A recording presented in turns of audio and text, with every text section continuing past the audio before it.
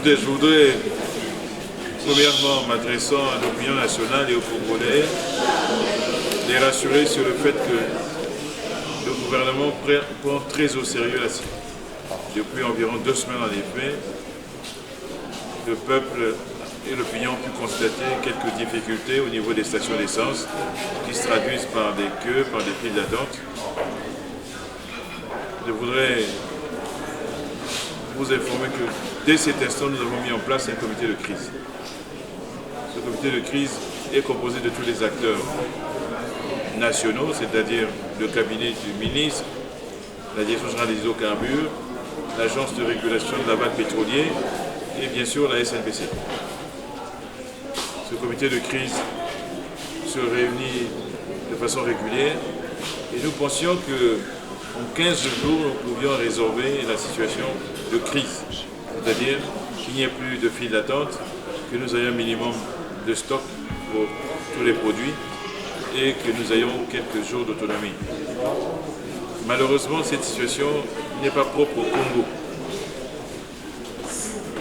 Le conflit en Ukraine a créé des tensions sur le marché des produits pétroliers dans le monde et aujourd'hui, nous avons très clairement de grandes difficultés à trouver des produits, notamment le gazole.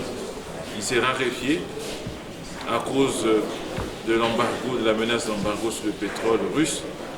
Le réflexe des traders, le réflexe des pays, bien souvent, eh bien, c'est de stocker, de s'approvisionner pour avoir de la réserve si jamais l'embargo pouvait emmener à la raréfaction des produits. Et donc, dès l'instant où tout le monde se met à stocker, eh bien, il n'y a plus de produits sur le marché. Et cela se fait ressentir, et se fait encore ressentir aujourd'hui pour le gazole, que nous avons beaucoup de mal à trouver. Malheureusement, la situation s'accompagne aussi d'une flambée des prix. Comme ça ne suffisait pas, le produit est rare et il est très cher. Tous les jours, notamment le prix du gazole change, et donc il est très très cher pour la SNPC qui est chargée de l'approvisionnement du pays en produits pétroliers. À cela vient s'ajouter le fait que la raffinerie devrait connaître un arrêt, ce qu'on appelle un arrêt métal, qui permette de vérifier l'état de fonctionnement de la raffinerie, de faire des réparations. Nous n'arrivons pas à faire cela à cause justement des tensions qu'il y a sur le marché international. Et donc aujourd'hui, la raffinerie ne marche pas à son rythme habituel et fournit des quantités encore plus faibles de produits sur le marché national. Sachant que dans tous les cas de figure, la raffinerie n'a jamais couvert l'ensemble des besoins de la nation. Aujourd'hui, on peut estimer que la raffinerie fournit à peu près 60% des besoins de la nation. Et donc, 40% doivent être fournis par la voie de l'importation. Nous importons par deux voies. Nous importons soit par Pointe-Noire, ce sont des tankers qui viennent à Pointe-Noire, on charge et on met dans les citernes de la SLO, on les achemine dans tout le pays, ou nous importons par la RDC. Mais la RDC a les mêmes tensions que nous. Et donc aujourd'hui, faire passer du produit par la RDC, c'est extrêmement risqué. Donc nous limitons toute importation par la RDC. Il ne reste plus que l'importation par Pointe-Noire, par voie de tanker. Donc sur le marché international, cela dépend de la disponibilité. Et cela se traduit, comme vous l'avez pu le voir, par ces tensions au niveau des stations, par les stocks faibles. Aujourd'hui, on peut dire qu'avec les efforts de la SNPC et le suivi par le comité de crise, en ce qui concerne le supercarburant, nous avons un certain confort. Il n'est pas suffisant, il est encore fragile, mais nous avons un certain confort. Et nous ne devrions pas du tout avoir la moindre file d'attente ou la moindre queue concernant le super, en tout cas pour quelque temps. Et on espère qu'après cela, eh bien, nous pourrons avoir suffisamment de produits importés et de stock pour que, s'agissant du super, nous n'ayons pas de problème du tout pendant longtemps. En ce qui concerne le jet A1, le produit pour les avions, là aussi, nous avons un certain confort. Nous avons un peu de produit et les avions peuvent se ravitailler chez nous sans aucun problème. C'est donc sur le gasoil qu'on a des tensions fortes. Le produit le plus rare et le plus cher. Je crois que pendant quelques jours, nous allons faire de notre mieux pour que les stations soient approvisionnées suffisamment pour qu'on n'ait pas ces files d'attente. Tout est fait aujourd'hui pour que dans quelques jours, nous ayons à la fois par la CORAF et par l'importation suffisamment de gasoil aussi, de façon à avoir ce confort. Donc s'il y a encore de la gêne pendant quelques jours éventuellement, et nous travaillons à ce qu'au niveau des stations, il n'y ait pas là non plus aussi des dérives, des comportements déviants, des pompistes qui gardent du produit, qui le bloquent, qui le vendent au fameux Kadhafi, et pendant ce temps, les clients attendent et sont obligés soit de les soudoyer, soit d'aller acheter chez les Kadhafi. Nous avons mis en garde aujourd'hui les marketeurs pour qu'ils mettent un terme définitif à ces comportements, sinon nous prenons les dispositions du ministère de l'Intérieur pour s'assurer que ça n'est pas fait, et le premier contrevenant, ce sera tant pis pour lui, il sera durement frappé. Donc, s'il y a quelques perturbations, ça ne peut être que des légères perturbations uniquement pour le gasoil, et cela ne devrait durer que quelques jours. Et aujourd'hui, je peux garantir que dans quelques jours, même pour ce produit, nous devrions pouvoir créer les conditions pour qu'il n'y ait plus ces perturbations. Mais au-delà, nous avions annoncé dans cette même salle que nous voulions aller vers le zéro pénurie. Cet objectif reste valable, il reste d'actualité. Au-delà de la crise, nous allons y travailler. Nous allons travailler à ce que chaque acteur joue son rôle tel que prévu par les textes. Nous allons travailler à ce que chaque acteur apporte la contribution qui est prévue. Aujourd'hui, de toute évidence, il y a quelques obligations qui ne sont pas remplies par quelques-uns.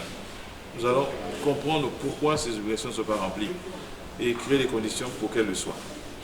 Des réunions sont prévues dans les jours qui viennent, et j'espère que des conclusions de ces réunions se traduiront en actions bien précises qui nous permettront de ramener chacun dans les devoirs prévus par les textes. À la sortie de la réunion d'hier, nous avons élaboré un plan d'action d'urgence, c'est-à-dire à très court et à court terme, qui devrait être publié dès demain. Tout cela va concourir au retour progressif d'un sous-secteur qui fonctionne sereinement. Je voudrais terminer en rappelant à la population congolaise que le Congo est l'un des rares pays qui n'applique pas la vérité des prix. Le président y tient beaucoup, malgré des pressions de toutes sortes. Il tient à ce que les produits pétroliers ne soient pas un poids supplémentaire sur le pouvoir d'achat des Congolais. C'est-à-dire que même quand les prix du baril montent, comme c'est le cas aujourd'hui, au-dessus de 100, nous ici au Congo, nous maintenons les prix des produits pétroliers au niveau où ils sont depuis 2008. Ce que presque aucun pays ne fait plus. Donc forcément, si on achète de plus en plus cher et qu'on vend au même prix, qui est donc forcément très bas, il y a un surcoût. Ce surcoût, il faut que les Congolais le sachent, est supporté par l'État. Malgré les difficultés, l'État maintient de le supporter. Donc oui, à cause de ce surcoût, que porte la SNPC, puisque c'est elle qui, aujourd'hui, est chargée d'assurer l'approvisionnement, d'assurer les importations. Eh bien, de temps en temps, oui, ça peut créer quelques tensions de trésorerie. Le temps que nous venions au secours de la SNPC, le temps que la SNPC reconstitue sa trésorerie, bien parfois, oui, c'est un peu difficile d'importer les grandes quantités dont nous aurions besoin pour garantir la stabilité. Parfois, nous sommes obligés de procéder à des importations de petites quantités, le temps que nous puissions reconstituer la trésorerie ou avoir des accords avec les banques pour faire venir ces grandes quantités. C'est ce qui va se passer dans quelques jours pour le gasoil notamment. Nous pourrons avoir une quantité suffisamment importante, mais ça a un coût qui aujourd'hui est supporté par l'État. Dans la plupart des pays, y compris africains, les prix des produits pétroliers varient avec l'évolution des prix du brut, et donc bien sûr aujourd'hui ont largement augmenté partout. Vous entendez parler d'inflation presque mondiale, ça concerne beaucoup de choses, les céréales notamment qui sont raréfiées, mais ça concerne aussi bien sûr les produits pétroliers, sauf au Congo, par la volonté d'un homme. Donc je voudrais que les Congolais le sachent, cela traduit le souci que le président a de ne pas aggraver la situation des Congolais à travers les produits pétroliers. Pour le reste, comme je l'ai dit, le zéro pénurie, nous allons y travailler et j'espère que très rapidement, un dossier sera présenté au Conseil des ministres pour garantir cela dans quelques semaines. Pas l'intention de réviser les textes parce qu'ils nous paraissent extrêmement pertinents, même s'ils datent déjà d'une vingtaine d'années. Les textes prévoient 3 stocks. ce qu'on appelle le stock outil, qui est essentiellement du stock commercial. C'est le stock que les marketeurs doivent constituer pour assurer leur propre vente. On ne peut pas vendre si on n'a pas de stock. On ne peut pas vendre à stock zéro. Donc c'est leur responsabilité, c'est ce que disent les textes. C'est à leur charge.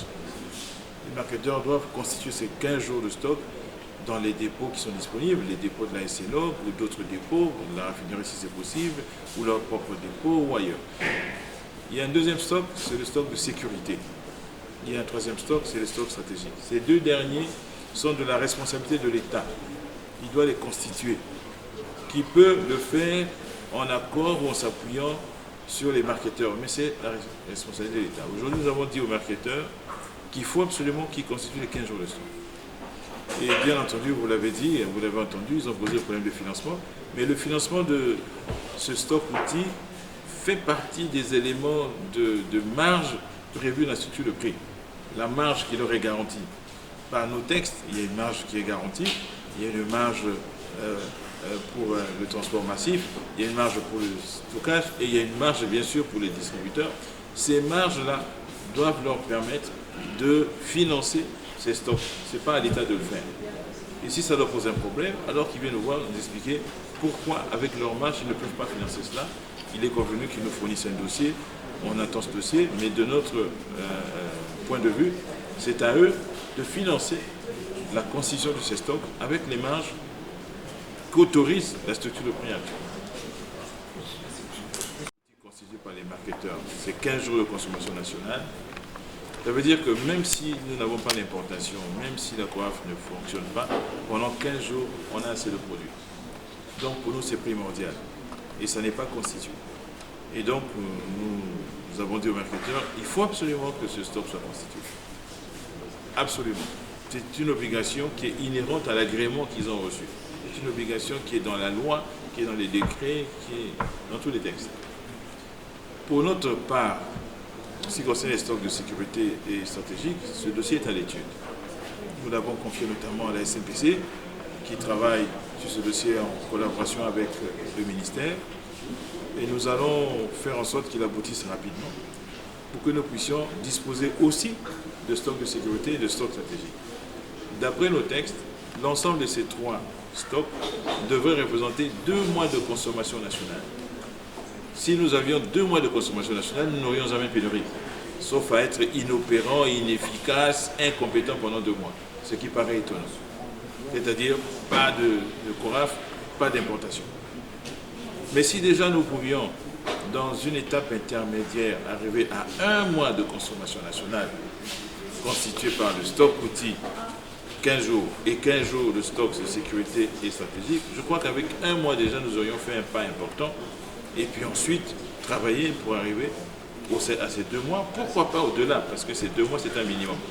Donc vous voyez, cette question des stocks outils, pour moi, est primordiale, parce que si nous avions ce tampon constitué par les marketeurs qui en ont la responsabilité, eh bien probablement, nous n'aurions pas ces pénuries à répétition. Donc c'est un sujet important.